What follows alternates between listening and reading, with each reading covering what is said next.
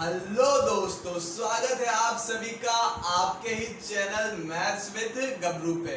तो यार आज हम डिस्कस करेंगे force and laws of motion का लेक्चर नंबर 3। तो लेक्चर नंबर 2 में हमने कहां तक डिस्कस कर लिया था? हमने डिस्कस कर लिया था इनर्शिया ऑफ रेस्ट तक। क्या होता है inertia of rest? Inertia of rest होता है कि अगर कोई बॉडी रेस्ट पर पड़ी है तो वो जिंदगी भर रेस्ट पर ही रहना चाहती है। ये होता है इनर्शिया ऑफ रेस्ट। और आज की क्लास में हम स्टार्ट करेंगे इनर्शिया ऑफ मोशन से कि इनर्शिया ऑफ मोशन का मतलब क्या होता है। ठीक है, तो इनर्शिया ऑफ मोशन क्या होता है कि अगर कोई ऑब्जेक्ट यूनिफॉर्म मोशन कर रहा है, क्या कि अगर कोई ऑब्जेक्ट यूनिफॉर्म मोशन कर रहा है तो वो जिंदगी भर यही चाहेगा कि मुझे कोई भी डिस्टर्ब ना करे और मैं जिंदगी भर क्या करूं? यूनिफॉर्म मोशन करूं। ठीक है, लेट्स सपोज तुम 20 मीटर पर सेकंड की रफ्तार से जा रहे हो और मस्त ठंडी ठंडी हवा आ रही है, तो तुम्हारा इनर्शिया क्या बोलेगा कि भाई जिंदगी भर 20 मीटर पर सेकंड से ही चलते रहे। अगर तुम्हें कोई अर्जेंसी नहीं है घर पहुंचने की तो तुम स्पीड में चलाओगे नहीं। ठीक है, तो इनर्शिया का मतलब क्या होता है कि अगर कोई भी ऑब्जेक्ट किसी वेलोसिटी से चल रहा है तो वो यही चाहेगा कि मैं जिंदगी भर इसी वेलोसिटी से चलूं, और अगर उसकी वेलोसिटी में चेंज लाना है तो तुम्हें उसके ऊपर फोर्स लगाना पड़ेगा, और वो उस फोर्स लगाने के बाद भी अपोज करेगा। इसी को कहते हैं इनर्शिया ऑफ मोशन। ठीक है, इनर्शिया ऑफ मोशन का एग्जांपल क्या है? एग्जांपल समझो। ठीक है, लेट्स सपोज तुम भाई साहब अपने बस में जा रहे हो स्कूल। ठीक है, और बस में सारे सीनियर बैठ चुके, अपनी सीट ले चुके। अब जूनियर्स का क्या है, अगर सीनियर सीट ले लेते हैं तो जूनियर्स बेचारे चुपचाप हैंडल खड़ा होके पकड़ के खड़े रहते। तो भाई साहब तुम हैंडल पकड़ के खड़े हो गए और तुमने हैंडल छोड़ दिया और आराम से अपने पास वाले फ्रेंड से गप्पे मार रहे हो। जितने में क्या हुआ, बस वाले ने ब्रेक लगा दिया भाई साहब। ठीक है, बस वाले ने ब्रेक लगा दिया तो तुम क्या करोगे? तुम अचानक से आगे जाके गिरोगे। ठीक है, जैसे ही बस वाले ने ब्रेक लगाया तुम क्या करोगे? अचानक से आगे जाके गिरोगे। और ऐसा क्यों होगा कि आगे गिरे और पीछे नहीं गिरे? देखो समझाता हूं। क्या होता है कि जब मोशन में होती है बस, जब तुम्हारी बस मोशन में है तो तुम्हारे पैर भी मोशन में है। क्यों? क्योंकि पैर कनेक्टेड है बस से, और तुम्हारी अपर बॉडी भी मोशन में है।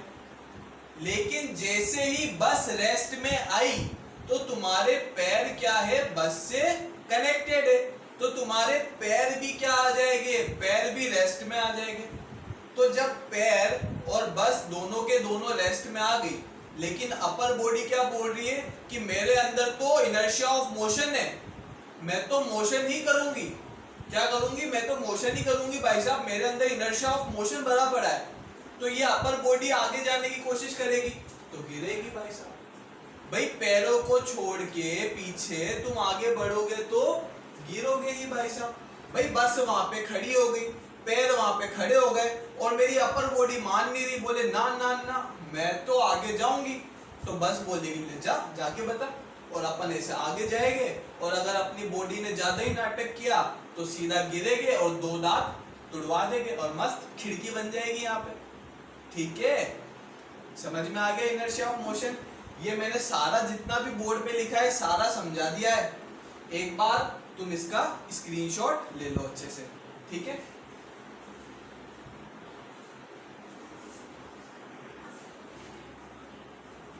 हाँ भाई, अगला टॉपिक है हमारा इनर्शिया ऑफ डायरेक्शन। कि इनर्शिया ऑफ डायरेक्शन क्या होता है? इनर्शिया ऑफ डायरेक्शन मतलब कि अगर कोई ऑब्जेक्ट एक पर्टिकुलर डायरेक्शन में मूव कर रहा है, क्या कि अगर कोई ऑब्जेक्ट एक पर्टिकुलर डायरेक्शन में मूव कर रहा है तो वो यही कोशिश करेगा कि मैं जिंदगी भर उसी डायरेक्शन में मूव करता रहूं। और अगर तुम्हें उसकी डायरेक्शन को चेंज करने की इच्छा है तो सबसे पहले तुम्हें उसके ऊपर फोर्स लगाना पड़ेगा। अगर तुम उसके ऊपर फोर्स नहीं लगाओगे भाई साहब तो वो कभी जिंदगी में भी अपनी डायरेक्शन चेंज नहीं करेगा। ठीक है, It is the tendency of the body to oppose the change in direction of a body. एक एग्जांपल ले लो कि अगर कोई इंसान किसी गलत रास्ते पे चल लेता है, लेट्स सपोज स्मोकिंग, नशा वगैरह कुछ भी, तो वो कभी भी है ना उस चीज को खुद से नहीं छोड़ता। क्यों नहीं छोड़ता? क्योंकि वो उसका एडिक्टेड होता है, उसके अंदर इनर्शिया हो जाता है, एक एडिक्शन हो जाता है। तो उसको छुड़ाने के लिए घर वालों के जूते नेसेसरी है, तो वो जूते फोर्स का काम कर रहे हैं जो उसकी डायरेक्शन को चेंज करेंगे। तो भाई साहब दबा के मारो ऐसे घर वालों, भाई ऐसे बच्चों के घर वाले उनको दबा के पेलिए, दबा के पट से हेडशॉट करिए, ठीक है। तो इनर्शिया ऑफ डायरेक्शन समझ में आ गया। अब हम इसको एक एग्जांपल से समझते हैं। कैसे एग्जांपल से समझते? कि भाई क्या करो, एक रस्सी ले लो लंबी सी, एक रस्सी ले लो लंबी सी और उसके ऊपर बांध दो पत्थर। क्या करो? उसके ऊपर बांध दो पत्थर और घुमाओ जोर जोर से भाई साहब।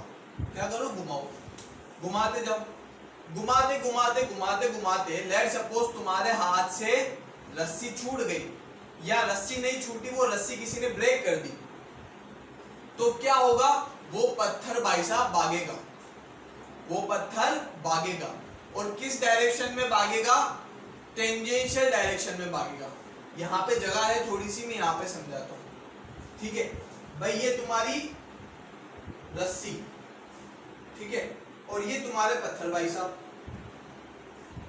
इस रस्सी से तुम पत्थर को घुमाए जा रहे हो, घुमाए जा रहे हो, घुमाए जा रहे हो, ठीक है। क्या करा भाई साहब? तुम्हारा छोटा भाई आया और इस रस्सी को काट दिया, इस रस्सी को काट दिया, तो क्या होगा? ये पत्थर भागेगा। और ये पत्थर किस डायरेक्शन में भागेगा? ये सर्कल में घूम रहा था पहले इस तरीके से, ये पत्थर सर्कल में घूम रहा था।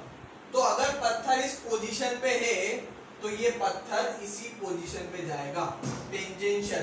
टेंजेंट तुम 10th क्लास में पढ़ोगे, किसी सर्कल के ऊपर एक लाइन जो सर्कल को केवल एक पॉइंट पे टच करे उसको कहते हैं टेंजेंट। तो ये इस डायरेक्शन में जाएगा। अभी के लिए इस डायरेक्शन को बता देना टेंजेंशियल डायरेक्शन। क्यों? क्योंकि भाई इस पॉइंट पर पत्थर इस डायरेक्शन में जा रहा था, ठीक है, पत्थर ऐसे ही तो मूव कर रहा था, तो अभी इस डायरेक्शन में जा रहा था। तो रस्सी काटने के बाद भी पत्थर क्या करेगा? इसी डायरेक्शन में जाएगा, ठीक है। तो ये क्या हो गया? इनर्शिया ऑफ डायरेक्शन का एक एग्जांपल हो गया कि कोई भी ऑब्जेक्ट अपनी डायरेक्शन को छोड़ेगा नहीं जब तक तुम उसके ऊपर फोर्स ना लगाओ, ठीक है। तो एक बार इसका स्क्रीनशॉट ले लो।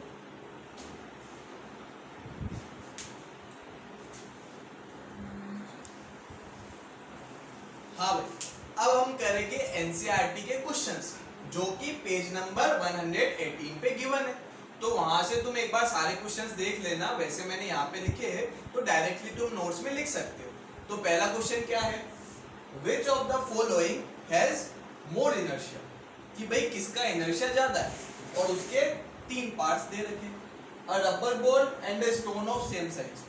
एक रबर बॉल है और एक स्टोन है, दोनों की साइज सेम है। अपन को बताना है कि किसका इनर्शिया ज्यादा है, ठीक है। तो इनर्शिया क्या होता है भाई? इनर्शिया मेरा डायरेक्टली प्रोपोर्शनल टू मास होता है, ठीक है। इनर्शिया क्या होता है? इनर्शिया मेरा डायरेक्टली प्रोपोर्शनल टू मास होता है। तो जिसका मास ज्यादा होगा उसका इनर्शिया भी ज्यादा होगा ऑब्वियसली। तो मुझे बताओ कि रबर बॉल और स्टोन में से किसका इनर्शिया ज्यादा होगा? तो रबर बॉल और स्टोन में से मास किसका ज्यादा है? स्टोन बॉल का, ठीक है। तो अगर स्टोन बॉल का मास ज्यादा है तो ऑब्वियसली इनर्शिया भी किसका ज्यादा होगा? स्टोन बॉल का। तो क्या लिखूं मैं? ए का आंसर लिखता हूं कि स्टोन बॉल का इनर्शिया ज्यादा है। Inertia of stone ball is greater than inertia of rubber ball, ठीक है। जो स्टोन बॉल का इनर्शिया है ना वो रबर बॉल के इनर्शिया से ज्यादा है। क्यों? क्योंकि उसका मास ज्यादा है। अगला case, bicycle and the train, किसका मास ज्यादा, मतलब किसका इनर्शिया ज्यादा है पूछा है, पर अपन क्या देखेंगे कि किसका मास ज्यादा है। जिसका मास ज्यादा है तो ऑब्वियसली उसका इनर्शिया भी ज्यादा है। क्योंकि भारी चीज को हिलाने में ज्यादा दिक्कत आती है रेदर देन हल्की चीजों को। ठीक है, तो भाई ट्रेन और बाईसाइकिल में से क्या भारी है? बहुत ही हार्ड क्वेश्चन। फिर भी अपन तो इंटेलिजेंट आदमी, तो ट्रेन ज्यादा भारी होती है, तो ट्रेन का इनर्शिया भी ज्यादा है। तो ट्रेन का इनर्शिया ज्यादा है किससे? बाईसाइकिल से। Obvious. See, a 5 rupees coin and a 1 rupees coin, किसका इनर्शिया ज्यादा है? तो 5 रुपए के कॉइन को उठाओगे और 1 रुपए के कॉइन को उठाओगे, तो 5 रुपए वाला कॉइन होता है ना, वो थोड़ा सा ज्यादा भारी होता है 1 रुपए वाले से। तो 5 रुपए का इनर्शिया ज्यादा है 1 रुपए से। तो 5 रुपीज का इनर्शिया ज्यादा है 1 रुपीज से। ठीक है, समझ में आ गया? एक बार इसका स्क्रीनशॉट ले लो।